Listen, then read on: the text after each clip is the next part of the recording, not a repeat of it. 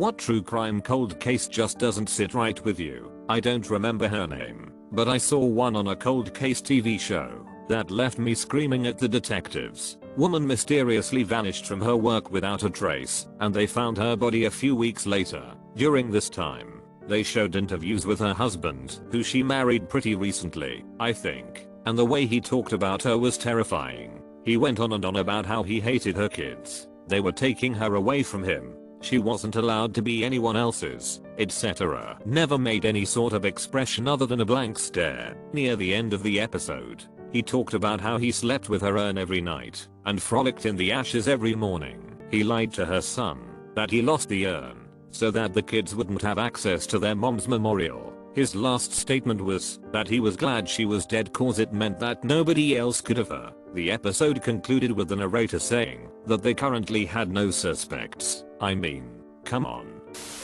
The case of Joshua Maddox. In 2008, Joshua Maddox left his house to go for a walk and never returned. 7 years later in 2015, his body was found in the chimney of a cabin that was in the process of being demolished. There are multiple weird elements to the case. Josh was found in the fetal position facing headfirst into the chimney. In order to have gotten into the chimney, he would have needed to scale the building and remove metal grate that was blocking the entrance, placed there so that animal were not able to get in. Josh was found completely nude except for a thermal shirt. The cabin was still locked and secured. And strangest of all, his clothes were found neatly folded inside of the cabin, sitting right in front of the fireplace. There's so many weird details of the case that just don't make any sense whatsoever. Here's a better riddle upon it in r/unresolved mysteries. https www.reddit.com/r/comments/c8k2/joshua /maddox /the/boy /and/the/chimney/. Brandon Swanson. Seriously, go listen to the Morbid podcast about him. It's episode 293 over 294. So much that's odd about it. I listened to it earlier this week and I can't stop trying to figure it out. Dude is on his way home from a party on a straight road to his house that he takes every day and knows really well. Calls his parents as he needs help pushing his car out of a ditch. When they arrived to where he described he was nowhere to be seen. They call for 47 minutes talking the whole time. He's flashing his lights, they're honking their horn.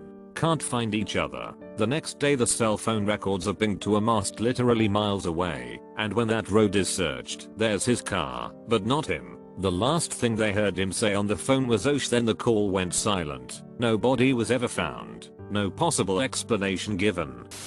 My aunt was on a trip across some of Asia with her friends. The one friend had planned to go to Hong Kong, but the rest didn't want to, so they decided they would all just meet up at the next country and let her go to Hong Kong by herself. They heard from her when she got off the plane, and not again. It's been about 15 years. In 1991, the body of a man James Allen Killam was found by hikers close to a path in New Brunswick, Canada. According to newspapers, they had no suspects. However, someone I know was a former roommate that owed Killam money. Killam even told his mother that someone was out to get him. After his death, Killam's car was found in the parking garage of a building the person I know worked in. This same person was caught and charged with credit card theft/fraud for using Killam's credit cards. After he went missing, the murder weapon was determined to be a knife. The person I know gave a knife to their friend to hold for safekeeping. The person I know went to trial, which ended in it being thrown out due to circumstantial evidence. I can't prove it, but I'm convinced the person I know is a murderer and he got away with it. For me, the hardest thing about cold cases is that the police often know who it is, or strongly suspect who it is. They simply do not have enough evidence to charge that person. For example, detectives identified the Green River Killer immediately. Couldn't afford to keep a 24/7 surveillance on him. DNA evidence developed 30 years later finally convicts their original suspect. There are many cases where what a suspect is saying simply doesn't add up. Sometimes you can prove someone is lying, but you simply don't have enough evidence to convict them, even though it's the most likely explanation for what happened. It makes me wonder how many cases would be solved if future technology existed now. if that makes sense. Like if 30 years from now we will have another breakthrough in fighting crime, like we did when DNA technology advanced. I hope so, and I hope we develop as a society a way to prevent crime that is so effective that reactionary and detective measures won't be as sorely needed.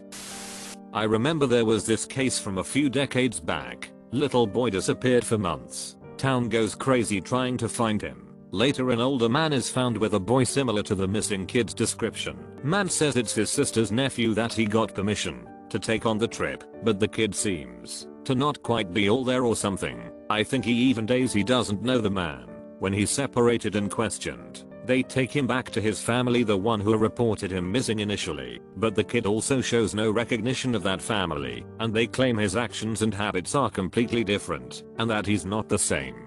Of course they assume abuse, and after a few years he's back to normal, with they said the entire time the other family of the man who said it was his nephew has been fighting to get him back because they claim that's their kid. There's a huge legal battle and the first family ends up with custody, but the second family spends years trying to get him back and claiming they stole their son. Theory is if he is the second family's kid he may have lied about not knowing his uncle as a joke, but when he was placed with the other family he was too scared to say the truth, until he eventually believed it himself. Now it's generations later, that kid is dead along with anyone else who was alive at the time, but the descendants of both families still exist. Both families are divided. We now live in an age where DNA test from a descendant of the missing kid and a descendant of a sibling from the first family, and one from the second family, should be able to set this case once and for all. But none of the missing kid's descendants want to go through with it, because they know the truth, and don't need to prove anything.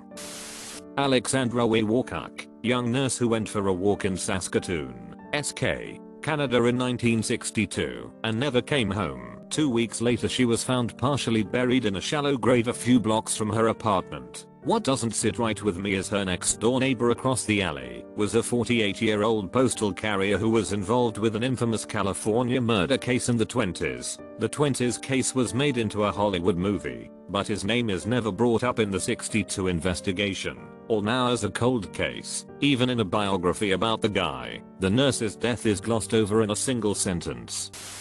The disappearance and death of Patrice Enders. Check out the Cold Case Files reboot on Netflix. The husband maintains his innocence, but he's creepy as fuck. There's a lot of things he's said and done that just doesn't sit right. For starters, he seemed to have some kind of personal jealous vendetta against Patrice's teenage son because he was the main focus of her life. Even in interviews he'd openly say the kid is a loser and he just didn't feel like he was going anywhere in life. Then when Patrice went missing from her hairstylist business he went ahead and changed all the locks in the house so the son couldn't come in the house. Since then the kid's basically been banned from entering the house, and the creepy husband has said that he would snuggle with the ashes of Patrice like a teddy bear as he sleeps, but then when asked where her remains were he had to go dig it out of an old cardboard box in a closet. If you loved someone so dearly, why would you keep their remains in a plastic bag in a cardboard box in a closet? It's just weird and creepy all around.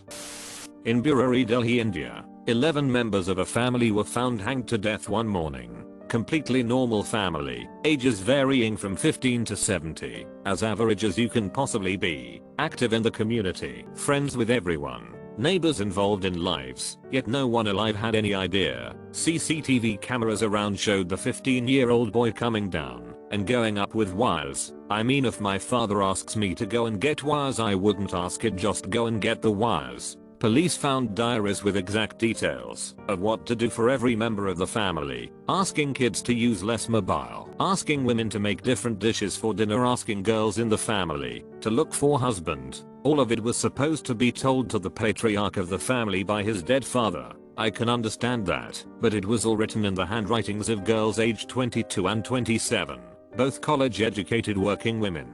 Actually wrote that everyone must be hanged with a noose around and the gates open in some ritual, like they knew it would happen. No one questioned it and no one told anyone outside the family. Just imagine 27-year-old woman with a master's degree writing in a diary that 11 people have to hang themselves and their dead grandfather will come back to save them, and then actually doing it. There's videos of the family dancing and whatnot 1 week before the mass suicide, like actual normal dancing except from someone living in Delhi, not choreographed or anything, just drink men moving their bodies. I've danced like that multiple times, just chilling how it could have happened and no one was wise enough to stop it, or call someone outside the family that died.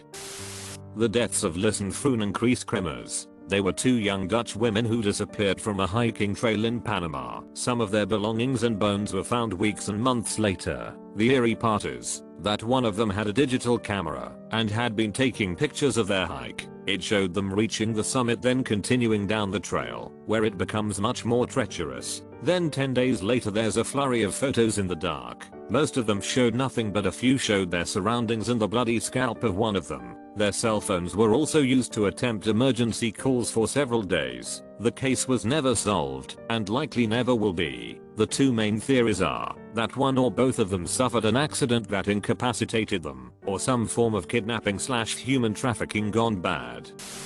The murder of Shannon Gilbert and the Long Island serial killer case. In 2010, an eagle-eyed cop with a cadaver dog spotted something out of place in a bramble patch near Chilgo Beach on Long Island while searching for a woman named Shannon Gilbert, who disappeared in the area earlier that year. They didn't find Shannon, but they did find a body, and another, and another, and a few more. They found a total of around 10 bodies, most of them nothing but skeletons and just bits of bodies, all wrapped in burlap and dumped in the brambles. A few of them, they actually managed to match with bits of bodies discovered in other places as far back as 1996. The thing that doesn't sit right with me was the circumstances surrounding Shannon Gilbert's death and autopsy. The search for Shannon Gilbert is what led to the discovery of the serial killer's dumping ground, but Gilbert herself wasn't in it. She was found almost a year later in a marsh about a half a mile from the beach. When they conducted an autopsy, they said that she drowned in the marsh. Her death was ruled an accident,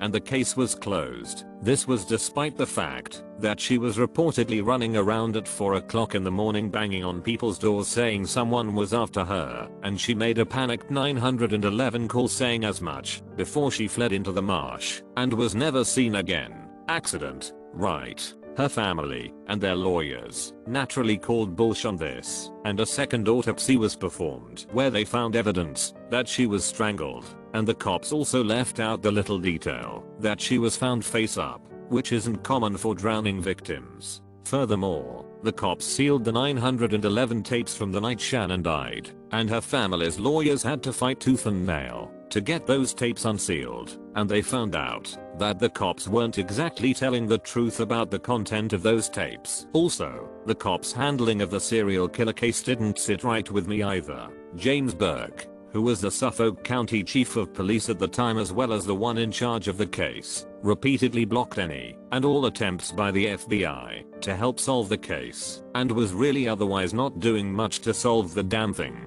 Burke was eventually ousted as the chief of police when he was arrested on various counts of corruption and an incident where he beat the shit out of someone who stole a duffel bag full of inappropriate toys and videos out of his van.